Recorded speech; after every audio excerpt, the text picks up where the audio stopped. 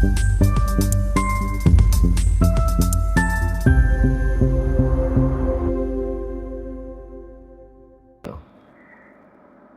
सरकारला नुकतीच 12 वर्ष पूर्ण झालेली आहेत.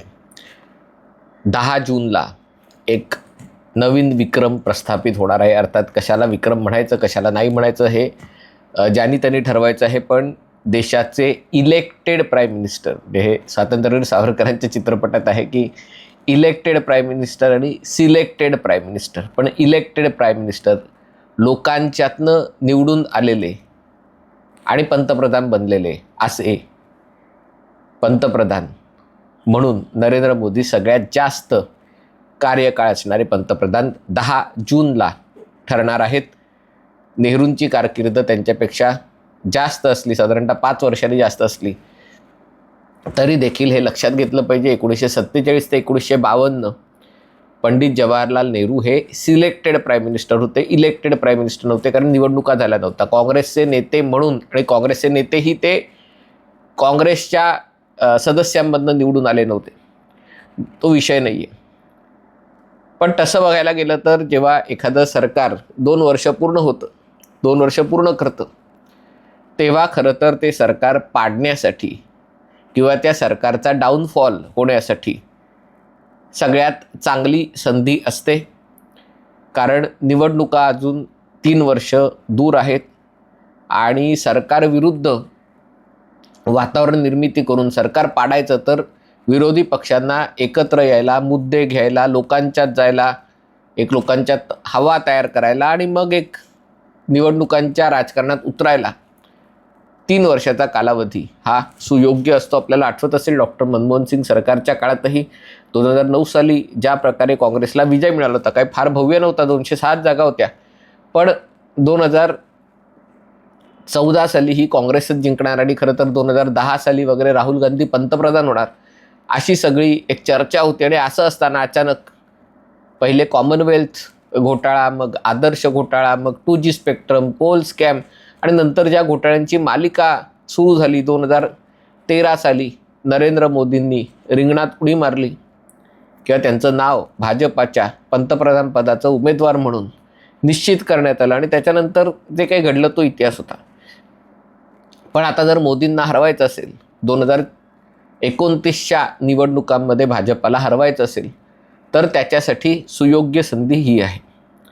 आणि ही सुयोग्य संधी असताना खरं तर, आणि एवढ्या सगळ्या गोष्टी घडत असताना, म्हणजे कोणत्या गोष्टी घडत आहेत तर पेट्रोल डिझेलचे भाव वाढले. मी असं नाही म्हणणार याच्यासाठी सरकार जबाबदार आहे, या अनेक गोष्टी याच्यासाठी पूर्णपणे आंतरराष्ट्रीय विषयांनी, आंतरराष्ट्रीय युद्ध, संघर्ष, होर्मुझच्या सामुद्रधुनीचा ब्लॉकेड वगैरे या सगळ्या गोष्टीशी निगडीत आहे.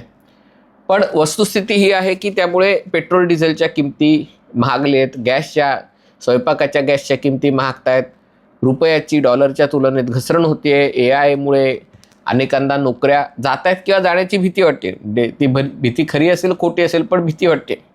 आणि या सगळ्या पार्श्वभूमीवर तसं बघायला गेलं तर विरोधी पक्षांकडे सर्वोत्तम संधी आहे की सरकारविरुद्ध हल्लाबोल करून, सरकारला धारेवर धरून, सरकारला कोपऱ्यात ढकलून एक काय म्हणतात एक खिंडार पाडायचं. जे एक सरकारचा एक जरी बुरुज ढासळला की मग पुढची लढाई विरोधी पक्षांसाठी खरं तर सोपी व्हायला मदत होते. मग दुसरा बुरुज ढासळतो, तिसरा बुरुज ढासळतो, मग चढाई केली जाते. आणि या हेतूने खरं तर उद्या 8 जूनला राजधानी दिल्ली इथे 23 पक्षांची, इंडिया आघाडीची 23 पक्षांची बैठक बोलावलेली आहे. म्हणजे या पक्षाच्या 23 पक्षांच्या बैठकीत एका प्रकारे मोदी सरकारला, नरेंद्र मोदींना घेरण्यासाठी, आगामी मान्सून सत्राच्या पार्श्वभूमीवर मोदींना घेरण्यासाठी रणनीती किंवा चक्रव्यूह रचण्यासाठी ही बैठक बोलावली आहे. पण या बैठकीच्या आधी ज्याला म्हणतो ना 3 तिघाडा काम बिघाडा, 3 जण एकत्र आले की काम होत नाही. महाराष्ट्रात पूर्वी 3 जण एकत्र आले, काय झालं माहिती, पण इथे तर 3 नाही 23 तिघाडा काम बिघाडा अशा प्रकारची अवस्था या इंडिया आघाडीच्या बैठकीची होती. DMKनी ऑलरेडी घोषित केलं आहे की आम्ही या बैठकीला जाणार नाही. काँग्रेसनी तमिळनाडू निवडणुकांनंतर पाठीत खंजीर खुपसला, ज्या प्रकारे ते विजयच्या पक्षासोबत गेले. कशासाठी? पाच फक्त काँग्रेसचे आमदार निवडून झाले. काय मिळणार 5 आमदारांचे जोरात? पण तरी ते DMKची साथ सोडून TVKकडे गेले. म्हणून DMK नाराज आहे आणि DMK या इंडिया आघाडीच्या बैठकीत सहभागी होणार नाही. DMKचे सगळ्यात जास्त खासदार, जवळपास 29 खासदार तामिळनाडूमध्ये आहेत आणि त्यामुळे DMKच्यातला अतिशय महत्त्वाचा पक्ष आहे. दुसरी गोष्ट, त्यांच्याच बाजूला, तामिळनाडूच्या बाजूला असलेलं कम्युनिस्ट, त्यांचे कदाचित सहभागी होतील, पण कम्युनिस्टांनी काँग्रेसवर जहरी टीका केलेली आहे. कारण नुकत्याच झालेल्या विधानसभेच्या निवडणुकीमध्ये LDF म्हणजे डाव्यांच्या कम्युनिस्टांच्या नेतृत्वाखालच्या डाव्या लोकतांत्रिक आघाडीचा काँग्रेसच्या मित्रपक्षांनी, काँग्रेस आणि मित्रपक्षांनी UDFनी पराभव केला. एरवी निवडणुकात हार जीत होत असते आणि केरळमध्ये साधारणतः 5 वर्षांनी सरकार बदलत असतं, कम्युनिस्ट आणि काँग्रेस, कम्युनिस्ट LDF आणि UDFमध्ये. यावेळेला कम्युनिस्टांचं सरकार 10 वर्ष चाललं आणि त्यामुळे निवडणुका हरल्याचं त्यांना दुःख नाही आहे. पण या निवडणुकांच्या प्रचारामध्ये काँग्रेसच्या शीर्षस्थ नेतृत्वानी, प्रियंका वाड्रांनी, राहुल गांधींनी, इतरांनी सातत्याने कम्युनिस्टांवर टीका करताना हे डावे पक्ष, कम्युनिस्ट हे RSSचे एजंट आहेत, हे संघाशी मिळालेले आहेत, हे भाजपा हिंदुत्ववादी विचारांची यांची चोरटी युती आहे, अशा प्रकारचा प्रचार केला. म्हणजे बघा, आता ही इंडिया आघाडी एकत्र येणार, त्याच्यात काँग्रेस आणि कम्युनिस्ट एकत्र येऊन हल्लाबोल कोणाविरुद्ध करणार? एकीकडे भाजपाविरुद्ध, दुसरीकडे संघ परिवाराविरुद्ध. भाजपाचा काय त्यांच्या दृष्टीने जे काही गैरव्यवस्थापन आणि जे सगळ्या क्षेत्रात अपयश आलं आहे, महागाई वाढते, बेरोजगारी वाढते, जे टिपिकल मुद्दे आहेत ते. आणि संघ परिवाराचा जो हिंदुत्वाचा अजेंडा आहे, भगवेकरण आहे सरकारी संस्थांचं वगैरे, त्याच्यासाठी काँग्रेसला कम्युनिस्ट त्यांच्यासोबत हवेत. पण तेच काँग्रेस त्याच कम्युनिस्टांना RSSचे एजंट म्हणतो. म्हणजे कधीपर्यंत? गेल्या महिन्यापर्यंत. म्हणजे एकदा तुम्ही RSSचे एजंट आहात असं म्हणायचं आणि नंतर तुम्हालाच सोबत घेऊन RSSच्या विरुद्ध लढायचं.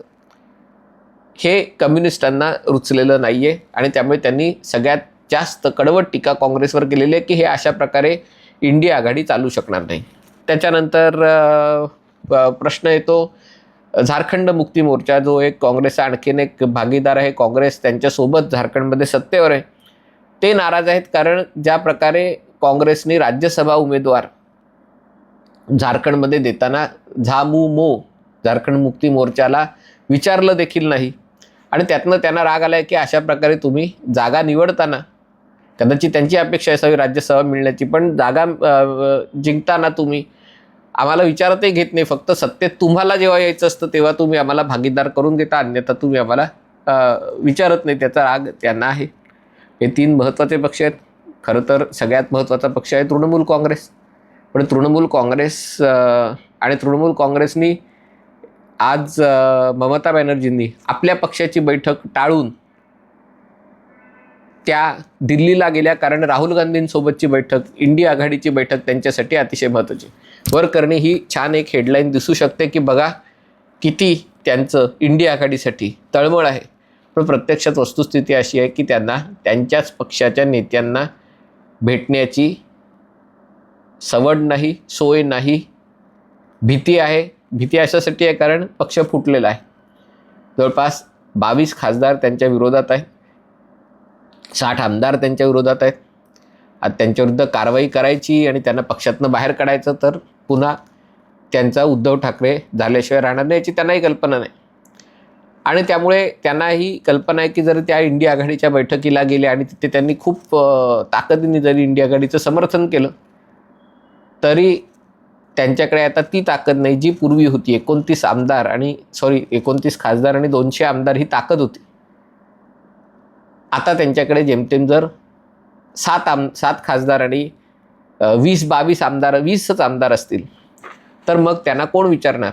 आणि त्यामुळे ममता बॅनर्जी तिथे जाणार आहेत, इंडिया आघाडीच्या बाजूने उभे राहणार आहेत, पण त्यांना कोणी विचारत नाही. तीच अवस्था त्यांच्या भावाची आहे, म्हणजे उद्धव ठाकरेंची. उद्धव ठाकरे त्यांच्या पक्षाचे बहुतेक संजय राऊत वगैरे जातील, आणखीन कोण जातील माहीत नाही, आदित्य ठाकरे कदाचित जातील. पण इंडिया आघाडीच्या बैठकीला उपस्थित राहिले तरी काय परिस्थिती आहे? आता विधान परिषदेच्या निवडणुकांमध्ये अनेक ठिकाणी महाविकास आघाडी उमेदवार देऊ शकली नाही. त्यांच्याच उमेदवारांनी राजीनामा देऊन बिनविरोध निवडणुका केल्या. सत्ता कुठे आहे? कुठेच नाही. ना केंद्रात सत्तेत आहेत, ना राज्यात सत्तेत आहेत, ना पालिकेत सत्तेत आहेत. आणि त्यामुळे कुठेतरी बांद्रा पूर्वेला वगैरे अशी कुठेतरी सत्तेची थोडीशी बेटं, वरळी, बांद्रा, दादर आणि काही दक्षिण मुंबईचा काही भाग, गिरणगाव इथे सत्तेवर असून इंडिया आघाडीमध्ये याच्यात काही फार योगदान देण्यासारखं नाही आहे. छत्रपती संभाजीनगरला काहीतरी आंदोलन केलं भाजपविरुद्ध. त्या आंदोलनाची संख्या काल त्या झुरळ आघाडीपेक्षा, झुरळ आघाडीला जास्त गर्दी, तुम्ही म्हणलं नाही जी गर्दी नव्हती, तुम्ही गर्दी म्हणजे काय तुम्हाला माहिती आहे का, जेमतेम 1000 लोक होते, त्यातले बरेचसे JNUतले होते. नाही खरं आहे, म्हणजे बरेचदा सभांना गर्दी असते ते सगळे भाड्याने आणलेले लोक असतात, बोलवलेले लोक असतात. आणि त्यामुळे त्या झुरळ आघाडीला, झुरळ पार्टीच्या ज्या सभेला जी काय 1000-1200 जी काय आकडा होता, कोणी म्हणतं 500, कोणी म्हणतं 5000, मी त्या आकड्यामध्ये जात नाही, पण तो जो आकडा होता तो या उबाठाच्या मोर्चाला उपस्थित लोकांपेक्षा जास्त होता. आज ही उबाठाची ही महाराष्ट्रातली अवस्था आहे.